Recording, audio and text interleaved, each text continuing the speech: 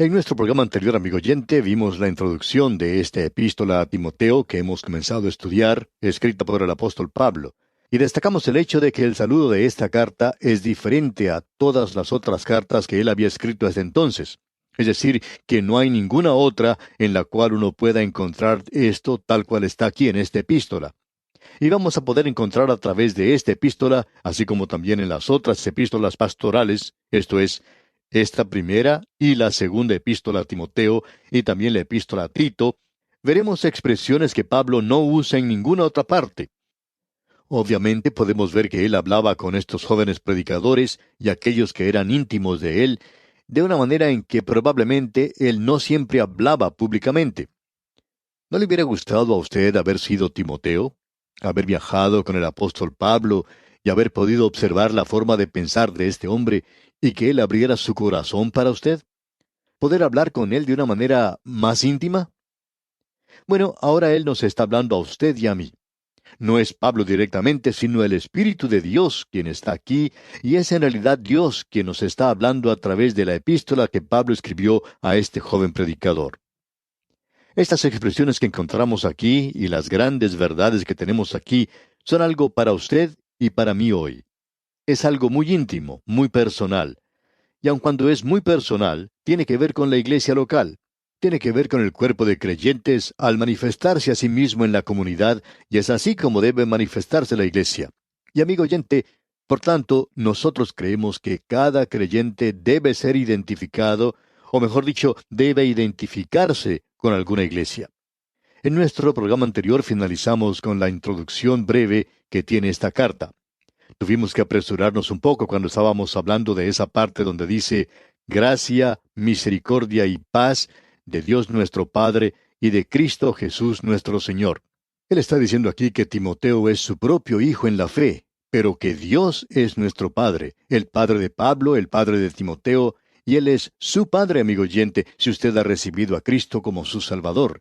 Él es mi Padre porque yo he recibido a Cristo y he entrado a formar parte de la familia de Dios. ¿Y qué privilegio es este, amigo oyente?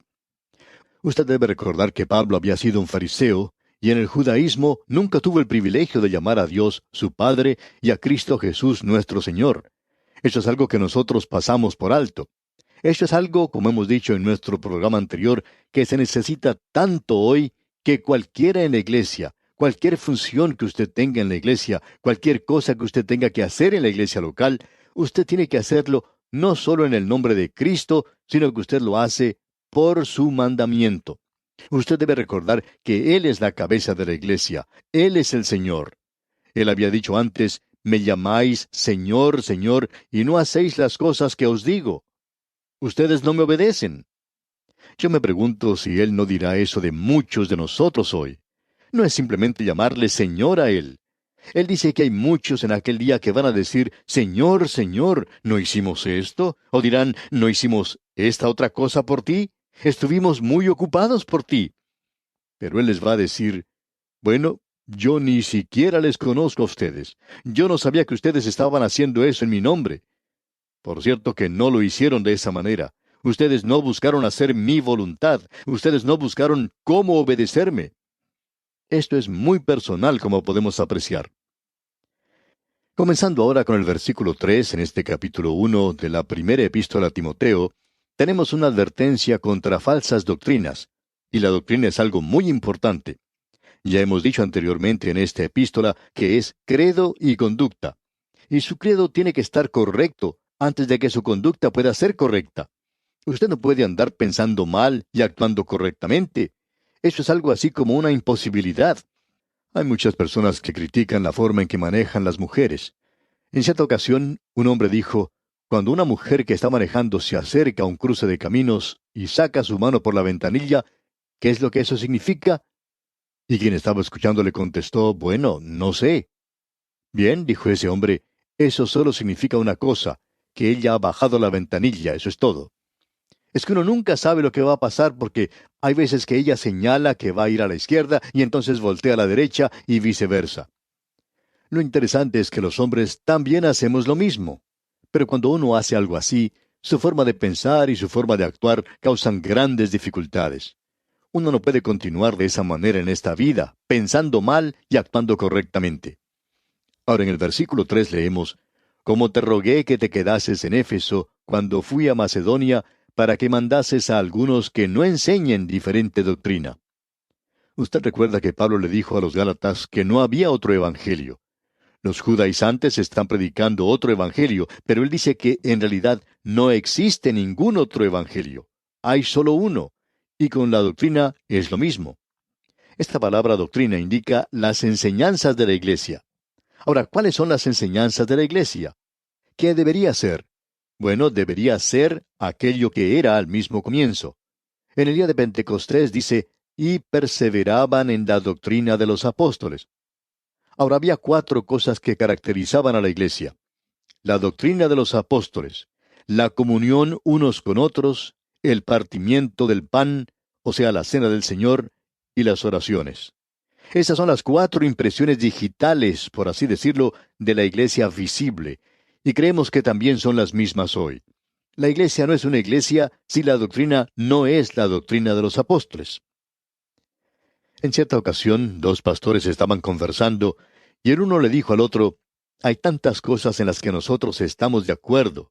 Estamos de acuerdo en aquello que es básico. Por tanto, no deberíamos separarnos a causa de las cosas que en realidad no son esenciales. Y amigo oyente, estamos de acuerdo con esta declaración. Ahora, nuestro sentimiento es que nos da pena que todos no crean como creemos nosotros. Pero eso es lo que sucede. Pero hay ciertas verdades básicas, y una de ellas es la doctrina de los apóstoles, su entendimiento de la palabra de Dios. Ellos enseñaban la inspiración total, verbal de las Escrituras, la integridad, la infalibilidad de la palabra de Dios. Ellos enseñaban la deidad de Cristo. De paso, digamos que el apóstol Pablo en esta epístola presenta una vista sublime del Señor Jesucristo.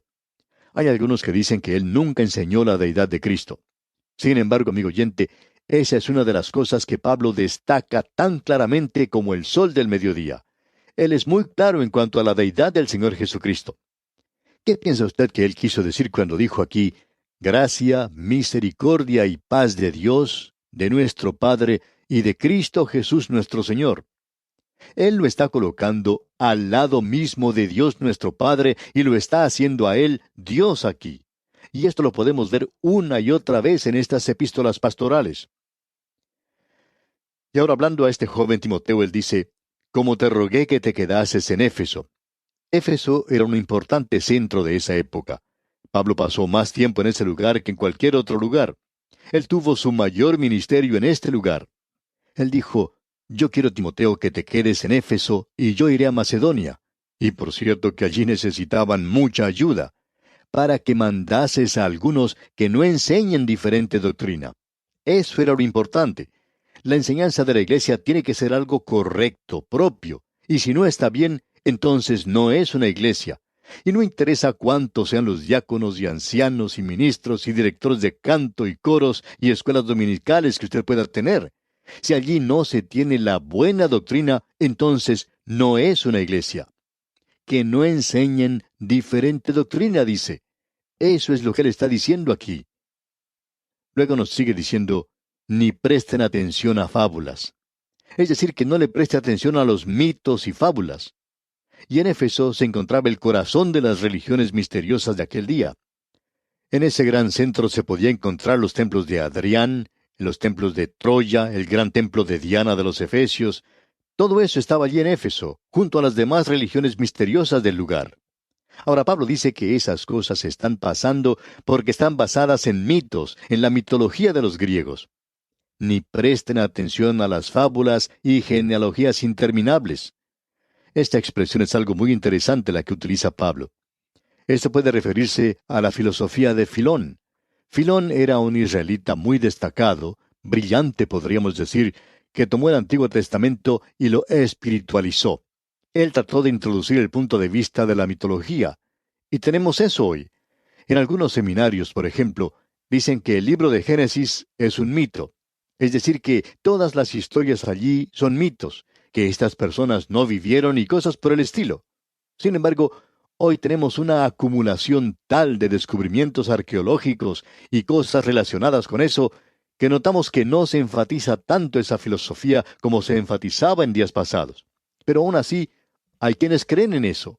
Y son simplemente genealogías interminables. Tratan con esta clase de cosas y hacen de la iglesia simplemente una continuación del judaísmo. Es una genealogía después de otra y no hay diferentes dispensaciones. Así es que puede referirse a esto. También debemos decir que los griegos estaban enseñando aquello que es conocido como demiurgo. Es el nombre del dios creador de la filosofía platónica. O sea, eón, que en el gnosticismo es una inteligencia eterna emanada de la divinidad suprema. Y esa fue la primera herejía en la iglesia, el gnosticismo. Por ejemplo, había ciertas emanaciones provenientes de un centro divino, y el original creó una criatura, y esa criatura creó otra criatura que estaba debajo de él, y otra debajo del mismo, y así seguía hacia abajo. En esa línea uno puede poner a Jesús como uno de ellos. Y eso es lo que ellos estaban tratando de hacer. Y Pablo dice aquí en el versículo 4, ni presten atención a fábulas y genealogías interminables que acarrean disputas más bien que edificación de Dios que es por fe, así te encargo ahora. Es decir, que todas esas cosas no te van a edificar en la fe. Si usted nota en las iglesias liberales, usted podrá apreciar mucho fruto de incredulidad que ha estado en la iglesia. Esto ha producido un grupo de individuos o personas sin compasión, duras. Ellas no tienen ninguna fe. Rechazan la palabra de Dios hoy y algunas de las cosas que están sucediendo en el liberalismo hoy son completamente increíbles. Y luego Pablo dice aquí en el versículo 5 de este capítulo 1 de la primera epístola a Timoteo, pues el propósito de este mandamiento es el amor nacido de corazón limpio y de buena conciencia y de fe no fingida. Si lo que se enseña en la iglesia no es producto de amor nacido de corazón limpio, y esas expresiones, digamos de paso, pueden ser usadas de una manera íntima con este joven predicador. Él nunca utilizó esta clase de lenguaje cuando escribía sus epístolas a las iglesias. Pero si lo que se enseña en la iglesia no es producto de amor nacido en corazón limpio, entonces no sirve para nada. Y ahora nosotros nos preguntamos, ¿qué es un corazón limpio? Bueno, está en contraste con la vieja naturaleza que nosotros tenemos. Quiere decir una persona que ha sido hecha justa y que ahora puede manifestar los frutos del Espíritu, y uno de ellos es amor. Y estas dos cosas, por tanto, que deben ser manifestadas en la iglesia, son la fe en Dios y en la palabra de Dios. Fe del uno con el otro, y en muchas iglesias hoy es difícil poder confiar en ciertas personas. Y eso ocurre en muchas iglesias, pero por supuesto no vamos a entrar en detalles aquí. Así es que debe haber fe y debe haber amor. El amor no es algo que uno está expresando todo el tiempo verbalmente, especialmente por alguna persona que lo hace continuamente desde el púlpito. El amor hoy es cierta preocupación por los demás, y esa preocupación por los demás quiere decir que usted no va a estar contando chismes en cuanto a esas personas. Indica que usted no va a hacer nada que le pueda causar daño a ellos. Usted no va a tratar de perjudicarles. Cierta iglesia casi fue destruida porque la gente trató de arruinar el ministerio de un pastor. Habían tratado de hacer todo lo que podían. Una de las cosas que no podían hacer era acusarle a él de no enseñar la palabra de Dios. Este hombre, por cierto, que predicaba la palabra de Dios, y sin embargo, esta gente estaba tratando de hacer eso. Y luego hablan acerca del amor. Amigo oyente, ¿cuán hipócrita puede llegar a ser uno? Usted se da cuenta que esto no es algo de lo que uno habla a los demás, es algo que se manifiesta. La fe y el amor son cosas que deben ser manifestadas. En una organización como tal, usted puede tener diáconos y tener esa organización. Y si usted llega a tener una forma de gobierno episcopal o congregacional o presbiteriano, eso no hace ninguna diferencia. Si estas cosas están faltando allí, la fe y el amor, pues entonces puede llegar a ser una sociedad cualquiera, puede que sea un grupo religioso. Por el contrario, si estas cosas se están manifestando, entonces la forma de gobierno que exista allí no es muy importante. Creemos que eso es lo que Pablo está tratando de enfatizar aquí. Luego él dice nuevamente en este versículo 5, pues el propósito de este mandamiento es el amor nacido de corazón limpio y de buena conciencia y de fe no fingida. Ahora aquí tenemos tres cosas: el amor, una buena conciencia y la fe no fingida. No creemos que la conciencia puede ser una guía para los creyentes hoy, pero un creyente debe tener una buena conciencia. Cuando usted se acuesta a dormir durante la noche, ¿se siente mal en cuanto a algo que ha dicho o que ha hecho? Hay muchos creyentes que son sensibles y que así lo hacen, pero hay otros que tienen una conciencia que ha sido estampada con un hierro candente. Pero aquí tenemos tres cosas maravillosas: el amor, una buena conciencia y fe. Estas son las cosas que deben ser manifestadas en la iglesia local. Luego leemos en el versículo 6, de las cuales cosas desviándose algunos se apartaron a vana palabrería. Y lo que esto significa es una conversación vacía, conversaciones sin sentido, palabras hermosas quizá, un lenguaje muy florido, le dan palmaditas en la espalda.